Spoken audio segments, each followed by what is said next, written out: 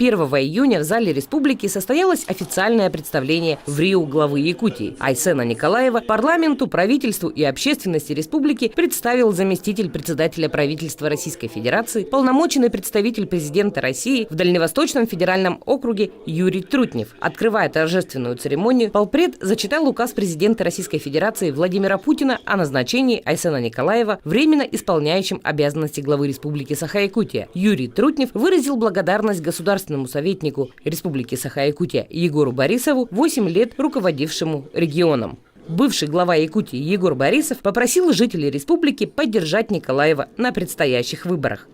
Арсений Сергеевич, который сегодня приступил к исполнению своих обязанностей, мы считаем, что именно новый руководитель должен подключиться, разрабатывать, участвовать в программных решениях, которые будут приниматься в целом по стране. Тем более президент определил, что Дальний Восток – это приоритет в 21 веке. И, соответственно, нужно делать так в интересах республики, в интересах Дальнего Востока, чтобы руководители, которые работают, они уверенно чувствовали прямо с первых дней при реализации этой задачи. Вот это было бы в интересах республики абсолютно правильно.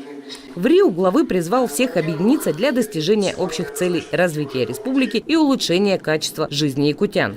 При этом он заверил, что в своей работе он будет придерживаться принципов открытости, приверженность которым демонстрировал все эти годы. Должна быть ясная перспектива своего будущего детей и внуков на родной земле. Для этого надо смело идти вперед, надо ставить большие цели, просто работать на обеспечение стабильности. Сегодня это значит идти уже по пути наименьшего сопротивления, который, как известно, ведет к стагнации и регрессу. Якутия может и должна стать одним из лидеров развития Дальнего Востока, всей России. Я в этом глубоко убежден. У нас для этого все есть. Образованные и очень активные люди – это наш уникальный человеческий капитал. Есть богатство недр, чистая живая природа, высокая культура, крепкие традиции, спокойная и дружелюбная атмосфера. Есть понимание значимости Якутии и поддержка со стороны руководства страны. Словом, есть все для роста благосостояния людей.